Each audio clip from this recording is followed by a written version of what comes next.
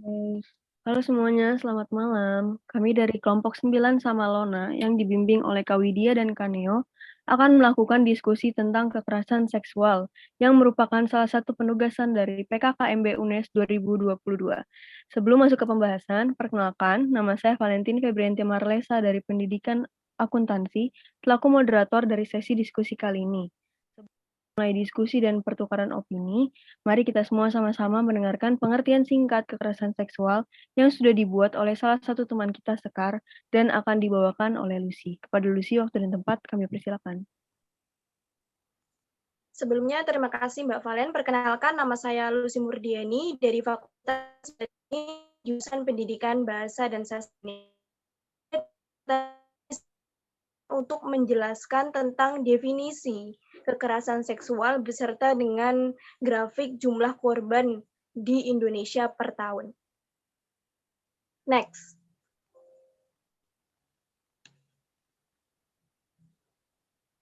Untuk definisi kekerasan seksual sendiri, dilansir dari laman website Kemendikbud, kekerasan seksual adalah setiap perbuatan merendahkan, menghina, melecehkan, dan atau menyerang tubuh dan atau fungsi reproduksi seseorang karena ketimpangan relasi kuasa dan atau gender yang berakibat atau dapat berakibat penderitaan psikis dan atau fisik termasuk yang mengganggu kesehatan reproduksi seseorang dan hilang kesempatan melaksanakan pendidikan dengan aman dan optimal. Selanjutnya, dapat dilihat dari data kekerasan seksual. Data di grafik yang pertama itu adalah jumlah kekerasan terhadap perempuan tahun 2007 sampai 2018 Catahu 2019. Pada 2010, ini jumlahnya mencapai 105.103. Kemudian 2011 mengalami peningkatan sampai 2015. Kemudian 2016 mencapai penurunan. Kemudian 2017 mencapai 348.446 dan puncaknya di 2018 404.178 korban. Di grafik yang kedua itu ada data kekerasan berbasis gender cyber tahun 2017 sampai 2020 data dari Catahu 2020. Itu 2017 ada 16 korban, naik di 2018 97 korban, 2019 281 korban, dan puncaknya di 2020 itu ada 942 korban. Next. Berdasarkan jenisnya, kekerasan seksual ini dapat digolongkan sebagai berikut, yaitu yang pertama ada verbal, yang kedua fisik, yang ketiga non-fisik, dan yang keempat ada atau informasi dan komunikasi. Sekian dari Oke, baik. Terima kasih. Nah, tadi sudah dijelaskan secara singkat oleh Lucy ya. Dan sudah dijelaskan juga nih jenis-jenisnya. Nah, sekarang kita buka aja sesi opini kita pada hari ini. Kalau menurut teman-teman di sini, gimana nih contoh-contoh dari kekerasan seksual itu apa aja sih? Mungkin boleh ya kalau misalnya saya sebut nanti namanya, perkenalan singkat dulu, lalu langsung dilontarkan saja opini teman-teman. Mungkin boleh kita mulai dari Aski, kepada Aski waktu dan tempat dipersilakan. Oke, thank you Valen. Oke, di sini perkenalkan teman-teman, saya Azki Muhammad Agustian dari Prodi Ilmu Geografi, dan berikut opini yang saya tahu dan sesuatu yang saya tahu tentang kekerasan seksual dan apa aja jenisnya. Yang salah satunya yang saya tahu itu tentang pemerkosaan.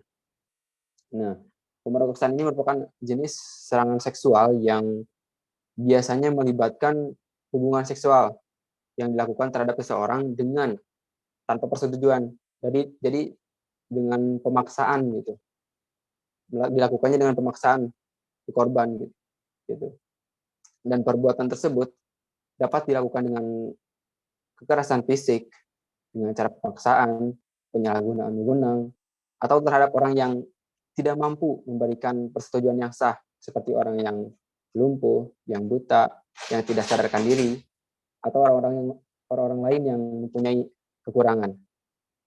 Dan yang saya tahu juga, dampak dari kekerasan seksual ini dapat menyebabkan korban itu yang pertama itu merasa cemas pastinya. Merasa cemas, yang kedua merasa depresi, dan yang terakhir yang pasti mungkin setiap korban terima yaitu rasa trauma dari yang dilakukan oleh si pemerkosa itu. Ya, mungkin itu opini atau salah satu jenis kekerasan seksual yang saya tahu. Untuk itu terima kasih untuk waktunya. Saya kembalikan lagi ke Valen. Thank you. Baik, terima kasih Aski atas kesediaannya untuk mengutarakan opininya. Mungkin sekarang kita boleh langsung lanjut aja ya ke Faudi. Kita mau kenalan, lalu Faudi silakan boleh utarakan opininya. Silakan Faudi. Ya, terima kasih Valen. Perkenalkan, saya Faudi Rahmatriyadi dari Prodi Teknik Sipil. Hari ini saya akan beropini tentang kekerasan seksual, yaitu intimidasi seksual. Intimidasi seksual adalah tindakan yang menyerang seseorang yang dapat menimbulkan rasa takut dan gangguan psikis pada seseorang. Pada umumnya,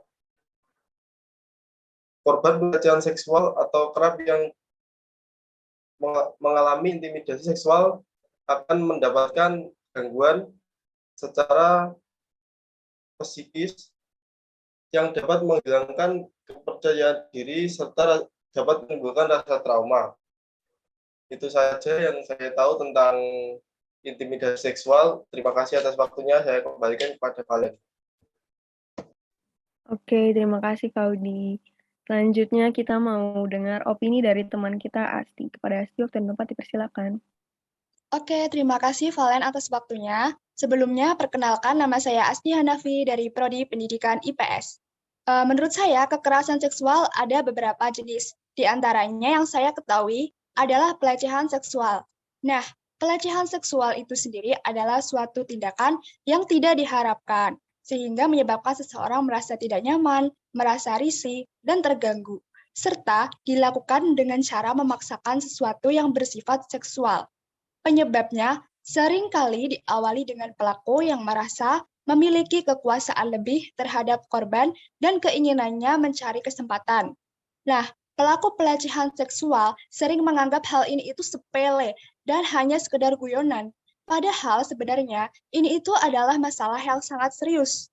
Terlebih lagi, kalau korban pelecehan seksual itu akan merasakan dampak pada fisik maupun psikis, dan itu tuh nggak mudah buat dihilangkan atau disembuhkan. Nah, ada beberapa cara untuk menghadapi pelecehan seksual bila udah terjadi nih, kayak melakukan tindakan yang bisa mencegah terjadinya pelecehan seksual itu sendiri, seperti memberitahu bahwa yang dikatakan tersebut itu nggak pantas untuk dibicarakan atau menjauh dari sumber kemungkinan pelecehan seksual terjadi. Pelecehan seksual itu juga bisa terjadi di mana aja loh, baik di lingkup pertemanan, tempat kerja, tempat kuliah, dan dimanapun kita berada. Jadi kita harus tetap waspada. Terima kasih, itu saja yang dapat saya sampaikan. Saya kembalikan ke Valen. Baik, terima kasih Asti. Aku setuju banget nih kalau pelecehan seksual itu bisa terjadi di mana saja dan biasanya khususnya di lingkup pertemanan itu pelakunya berlindung di balik kata guyonan. Kita sebagai generasi terpelajar harus bisa lebih peka terhadap sesama dan menciptakan lingkungan yang aman dan nyaman bagi rakyat ya. Oke, terima kasih. Selanjutnya mungkin kita bisa dengar nih dari teman kita Muflika. Silakan Muflika. Oke, makasih Valen waktunya. Perkenalkan, nama aku Muflika Citra Utami dari Pendidikan Bahasa Arab. Oke. Di sini aku menyampaikan opini aku tentang kekerasan seksual. Salah satunya ada eksploitasi seksual, yaitu segala bentuk pemanfaatan organ tubuh seksual atau organ tubuh lain yang untuk tujuannya mengambil keuntungan semata. Nah, pada eksploitasi seksual ini paling populer adalah eksploitasi seksual anak yang sering kita sebut dengan SK. Bentuk-bentuknya itu ada berbagai macam. Yang pertama ada pornografi anak, prostitusi anak, perkawinan anak untuk tujuan seksual, perdagangan anak untuk tujuan seksual, dan eksploitasi anak itu menimbulkan dampak yang negatif. Yang Pertama ada terhadap fisik. Pada kondisi fisik menimbulkan luka pada anak tersebut. Dan pada kondisi psikologis dapat menimbulkan depresi, rasa bersalah, dan dapat menyebabkan anak itu bunuh diri. Nah, mungkin itu saja Valen yang dapat aku sampaikan. Terima kasih. Oke, terima kasih banyak Muflika. Selanjutnya kita mau kenalan dan ngobrol-ngobrol nih sama Imelda. Silakan Imelda. Oke, terima kasih Valen. Sebelumnya, perkenalkan nama saya Imelda Lelan Syafina dari Prodi Pendidikan Fisika. Jadi, salah satu jenis kekerasan seksual yang aku ketahui itu prostitusi paksa. Itu termasuk ke dalam kekerasan seksual, juga termasuk ke dalam perdagangan manusia. Biasanya, korban diminta dan dipaksa untuk menandatangani kontrak yang berisi persetujuan untuk menjual tubuhnya pada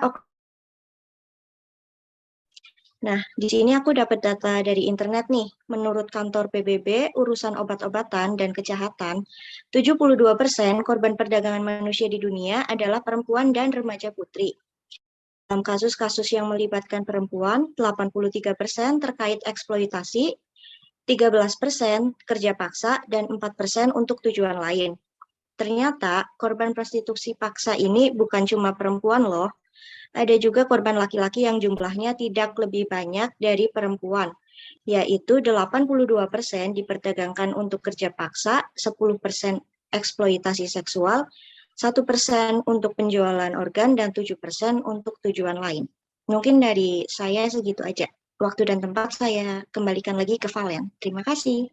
Terima kasih Imelda. Benar banget nih kata Imelda bahwa korban kekerasan seksual walaupun memang mayoritas adalah seorang perempuan, tapi nggak menutup kemungkinan bahwa laki-laki juga sama-sama bisa menjadi korban. Terima kasih. Selanjutnya kita mau sama-sama dengar dari Alia. Silakan Alia.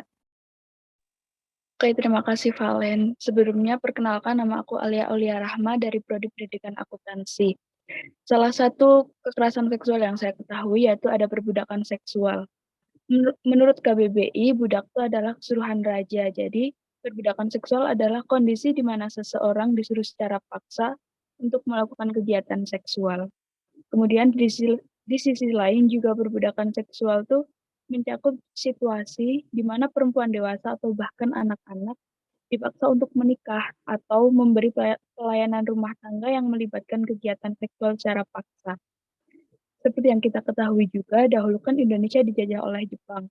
Nah, pada masa itu banyak tuh wanita pribumi yang dijadikan budak untuk memenuhi kebutuhan seks para prajurit Jepang. Apabila wanita pribumi tersebut menolak, akan diasingkan bahkan akan dibunuh oleh para prajurit. Begitu aja opini dari saya. Terima kasih. Oke, terima kasih Alia. Benar banget kata Alia dari dulu ya. Karena kita masih maba nih, mungkin masih fresh otaknya tentang pelajaran SMA ya. Benar banget. Kalau di zaman penjajahan Jepang waktu itu ada namanya Jugun Ianfu, yaitu perbudakan seksual yang dilakukan oleh tentara Jepang terhadap wanita pribumi. Sangat disayangkan ya bahwa di zaman modern sekarang hal tersebut juga masih ada. Terima kasih Alia untuk opininya. Sekarang kita mau dengar opini dari Lutfa. Kepada Lutfa, waktu dan tempat kami persilakan.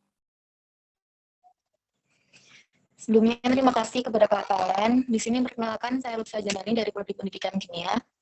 Menurut saya, termasuk dari salah satu jenis kekerasan seksual yang saya ketahui adalah pemaksaan perkawinan dan cerai gantung. Pemaksaan perkawinan juga termasuk sebagai jenis kekerasan seksual karena pemaksaan hubungan seksual menjadi bagian tidak terpisahkan dari perkawinan yang tidak diinginkan, baik dari pihak laki-laki maupun pihak perempuan. Ada beberapa tindakan yang termasuk dalam pemaksaan perkawinan, diantaranya adalah pemaksaan perkawinan pada anak, pemaksaan perkawinan yang mengatasnamakan hukum adat, serta perkawinan antara korban dan pelaku pelecehan seksual. Pemaksaan perkawinan yang mengatasnamakan hukum adat, contohnya adalah kawin tangkap, yaitu praktik di mana laki-laki bisa menangkap atau menculik wanita dan memaksa wanita tersebut untuk menjadi istrinya.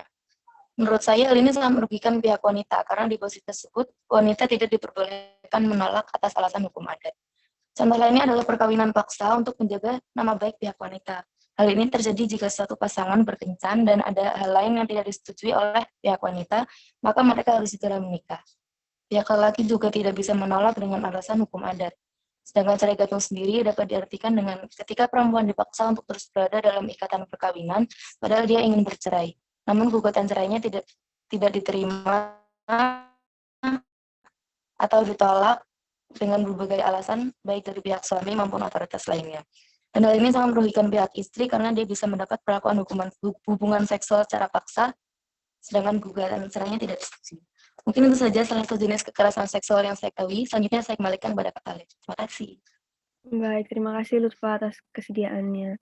Selanjutnya kita mau kenalan dan dengar opini dari Mila. Kepada Mila dipersilakan. Oke, makasih ya Valen. Sebelumnya perkenalkan dulu, nama aku Jili Mila Azari dari Prodi Pendidikan Bahasa dan Sastra Indonesia. Aku akan nyampein salah satu opini aku tentang kekerasan seksual. Nah, yang aku tahu dari kekerasan seksual itu salah satunya adalah pemaksaan kehamilan. Yang dimaksud pemaksaan kehamilan itu sendiri adalah suatu kondisi ketika perempuan dipaksa dengan kekerasan maupun ancaman kekerasan untuk melanjutkan kehamilan yang tidak dia kehendaki. Selain itu juga, ketika suami menghalangi istrinya untuk menggunakan kontrasepsi, sehingga perempuan itu tidak dapat mengatur jarak kehamilannya. Pemaksaan kehamilan ini berbeda dimensi jika dibandingkan dengan kejahatan terhadap kemanusiaan. Terus contoh pemaksaan kehamilan ini tuh perempuan korban perkosaan dan suami yang melarang istrinya untuk menggunakan kontrasepsi. Segitu dulu opini dari aku kembaliin lagi ke Valen. Oke, terima kasih Mila atas opininya. Kita sekarang mau dengar opini dari Feni. Silakan Feni. Baik, terima kasih Valen atas waktunya. Sebelumnya perkenalkan, nama saya Feni Amanda Primasari dari Prodi Pendidikan Bahasa dan Sastra Indonesia. Pada kesempatan kali ini, saya akan menyampaikan sedikit opini saya mengenai pemaksaan aborsi. Pada dasarnya, aborsi merupakan suatu tindakan menggugurkan kandungan untuk mengakhiri kehamilan. Menurut saya, tindakan ini merupakan tindakan yang bersifat ilegal untuk dilakukan. Banyak sekali kasus yang terjadi di Indonesia mengenai hal ini, di mana para perempuan yang menjadi korban kekerasan seksual seringkali dipaksa untuk melakukan tindakan aborsi. Jika dilihat dari sudut pandang saya, ada beberapa alasan yang menyebabkan hal itu dapat terjadi, yaitu diantaranya yang pertama, karena adanya hamil di luar nikah, yang kedua, karena adanya ketidakmampuan dalam hal ekonomi, yang kedua, karena kurangnya support atau dukungan dari pihak keluarga, dan yang keempat, karena adanya masalah dengan pasangannya. Banyak pihak termasuk dari Komnas Perempuan dan juga ICCR atau Institute for Criminal Justice Reform yang mendorong agar tindakan pemaksaan aborsi ini dapat diatur dalam rancangan Kitab Undang-Undang Hukum Pidana atau RKUHP dengan tujuan agar para pelaku tindak pemaksaan aborsi ini dapat mempertanggungjawabkan jawabannya dan bisa mendapatkan sanksi atau hukuman yang setimpal dengan perbuatan yang telah dilakukan. Mengapa demikian? Karena undang-undang yang ada selama ini, pihak perempuanlah yang selalu dipandang sebagai subjek utama pelaku tindakan aborsi. Sedangkan di sisi lain, perempuan sebagai korban pemaksaan tindakan aborsi masih jarang untuk diperbincangkan maupun dibahas.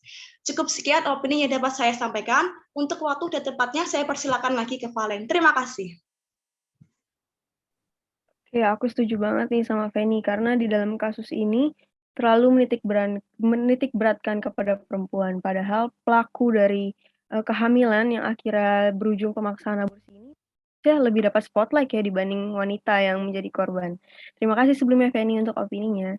Sekarang kita mau langsung lanjut aja dengan perkenalan dan opini dari Carina. Silakan. Oke, terima kasih atas waktu yang diberikan. Halo semuanya, perkenalkan nama saya Carina Nurlaili dari Prodi Bimbingan dan Konseling. Salah satu kekerasan seksual menurutku itu pemaksaan. Kayak memaksa tidak mau menggunakan kondom saat berhubungan, padahal kan pada umumnya kondom cukup efektif untuk mencegah kehamilan. Nah, jika digunakan secara tepat dan menggunakan volume yang benar, kondom efektif mencegah kehamilan hingga 98%. Jadi kondom itu enggak 100% mencegah kehamilan.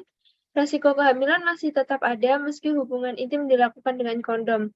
Selain mencegah kehamilan, menggunakan kondom berarti mencegah tertular penyakit kelamin yang berbahaya yang bisa ditularkan melalui hubungan intim seperti penyakit sifilis, herpes, chlamydia, gonore, HIV, dan beberapa penyakit lainnya.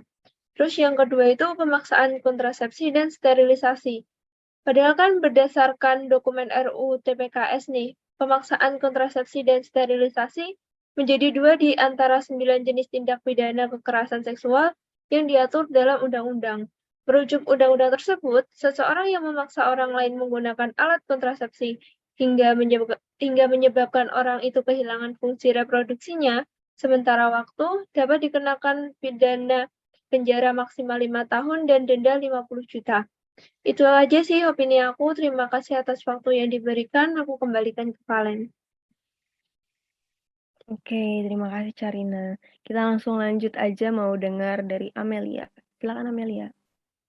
Baik, terima kasih Valen atas waktunya. Sebelumnya perkenalkan, nama saya Amelia Elena Chandra dari jurusan Pendidikan Guru Sekolah Dasar. Opini saya, menurut kekerasan seksual itu ada banyak jenisnya, yaitu ada penyiksaan seksual. Jadi menurut saya penyiksaan seksual adalah setiap perbuatan merendahkan, menghina, melecehkan, atau menyerang tubuh dan fungsi reproduksi seseorang. Karena ketimpangan relasi kuasa gender yang dapat berakibat penderitaan psikis dan fisik termasuk yang mengganggu kesehatan reproduksi seseorang. Seperti contohnya yang kita ketahui yaitu yang pertama ada berperilaku atau mengutarakan ujaran yang mendiskriminasikan atau melecehkan penampilan fisik, tubuh ataupun identitas gender orang lain. Semisalnya lelucon seksi, siulan, dan memandang bagian tubuh orang lain. Yang kedua, menyentuh, mengusap, meraba, memegang, dan menggosok bagian tubuh pada area pribadi seseorang. Yang ketiga, mengirim lelucon foto, video, audio, atau materi lainnya yang bernuansa seksual tanpa persetujuan penerimanya dan meskipun penerima materi sudah menegur pelaku. Yang keempat, menguntil, mengambil, dan menyebarkan informasi pribadi termasuk gambar seseorang tanpa persetujuan orang tersebut. Yang kelima, memberi hukuman atau perintah yang bernuansa seksual kepada orang lain. Mungkin cuma segitu aja opini dari saya. Terima kasih, Valen. Baik, terima kasih Amelia. Selanjutnya kita mau kenalan dan dengar opini dari Ika. Silakan Ika. Baik, terima kasih Valen. Halo semua, perkenalkan nama aku Ika Nisolanisa dari Prodi Pendidikan Teknik Elektro Fakultas Teknik. Jadi, jenis kekerasan seksual menurutku yaitu penghukuman tidak manusiawi dan bernuansa seksual. Dari berita yang aku dengar, dalam 3 bulan terakhir ini ada 3 kasus penghukuman tidak manusiawi dan bernuansa seksual yang terjadi di Indonesia. Yang pertama ada kasus seorang istri di Tapanuli yang ditelanjangi dan diikat di atas pohon. Yang kedua ada seorang remaja perempuan yang di Sragen yang dihukum berjalan mengelilingi kampung dengan kondisi telanjang. Dan yang ketiga ada kasus seorang perempuan di Banda Aceh yang dihukum dimandikan warga dengan air comberan. Sangat disayangkan sekali bukan? Kasus penghukuman yang tidak manusiawi dan bernuansa seksual ini terus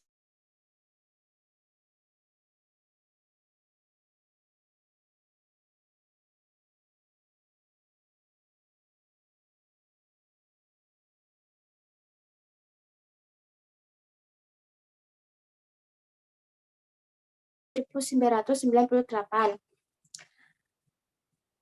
Aku sangat berharap Komnas Perempuan mampu mendesak pemerintah untuk mencegah tindak penghukuman yang tidak manusiawi dan bernuansa seksual kembali terulang di masa depan. Itu saja yang dapat aku sampaikan. Selanjutnya aku kembalikan lagi ke Valen. Terima kasih semua. Baik, terima kasih Kak atas kesediaannya. Lalu kita mau langsung aja nih dengar dari Dewi. Silakan Dewi. Baik, terima kasih Valen atas waktunya. Sebelumnya perkenalkan nama saya Siti Wahyuni dari Prodi Pendidikan Bahasa dan Sastra Jawa. Menurut saya, salah satu opini dari contoh kekerasan seksual adalah praktik tradisi bernuansa seksual yang membahayakan dan mendiskriminasikan perempuan. Praktik ini biasanya dilakukan atas nama agama, budaya, hingga dampak psikologis terhadap korban. Contoh penerapan tradisi ini adalah female genital mutilation atau sunat perempuan. Sunat perempuan atau female genital mutilation adalah ritual pemotongan atau pengangkatan sebagian atau seluruh bagian luar alat kelamin wanita atau vulva. Terima kasih, itu saja opini saya. Waktu dan tempat saya kembalikan ke Valen. Oke, terima kasih banyak Dewi. Sekarang kita mau dengar dari Gina. Silakan Gina, waktu dan tempat dipersilakan. Oke, terima kasih untuk Valen. Sebelumnya perkenalkan nama saya Gina Nada Gadis Cantika dari Prodi Ilmu Politik. Salah satu kontrol seksual yang saya ketahui itu kontrol seksual termasuk lewat aturan diskriminatif beralasan moralitas dan agama. merupakan cara berpikir di dalam masyarakat yang menempatkan perempuan sebagai simbol moralitas komunitas, membedakan antara perempuan baik-baik dan perempuan nakal, dan menghakimi perempuan sebagai pemicu kekerasan seksual menjadi landasan upaya mengontrol seksual dan seksualitas perempuan. Kontrol seksual mencakup berbagai tindakan kekerasan maupun ancaman kekerasan secara langsung maupun tidak langsung untuk mengancam atau memaksa perempuan untuk menginternalisasi simbol-simbol tertentu yang dianggap pantas bagi perempuan baik-baik. Contohnya seperti kewajiban berbusana, jam malam, larangan berada di tempat tertentu pada jam tertentu, larangan berada di satu tempat bersama lawan jenis, serta aturan pornografi. Hanya itu yang saya ketahui, saya kembalikan kepada Valen. Baik, terima kasih teman-teman. Untuk jenis-jenisnya, aku rasa udah cukup lengkap nih yang teman-teman sebutin tadi. Sekarang aku mau tahu gimana sih pendapat kalian tentang gimana cara kita harus menyikapi atau mencegah kekerasan seksual tersebut. Mungkin boleh kita dengar dari teman kita, Umi Nur, silakan. Oke, terima kasih Valen. Perkenalkan, saya Umi Nurwaidah dari Prodi Pendidikan Akuntansi.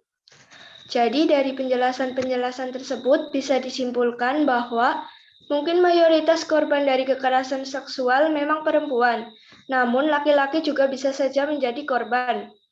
Kita semua juga harus bisa menjadi pendengar yang baik untuk para korban kekerasan seksual, tidak saling menyalahkan, karena kerap jika terjadi kasus pelecehan seksual, pakaian korbanlah yang disalahkan. Padahal yang disalahkan itu tindakan pelaku. Selain itu, kita juga harus bisa menciptakan lingkungan yang aman dan nyaman untuk masyarakat. Mungkin cuma itu saja yang bisa saya sampaikan. Terima kasih. Baik, terima kasih atas kehadirannya dalam penugasan kelompok hari ini. Semoga apa yang kita bahas hari ini dapat bermanfaat dan mengingatkan kita bahwa kekerasan seksual dapat terjadi di mana saja dan kapan saja. Sehingga khususnya sebagai generasi muda yang terdidik, kita harus berhati-hati dan memberantas kekerasan seksual, serta menciptakan lingkungan yang aman dan nyaman bagi seluruh masyarakat. Yang terakhir, sebagai moderator, saya mewakili teman-teman sekalian. Mohon maaf bila ada kekurangan kata yang kurang berkenan. Sekali lagi terima kasih, selamat malam, dan selamat beristirahat semuanya.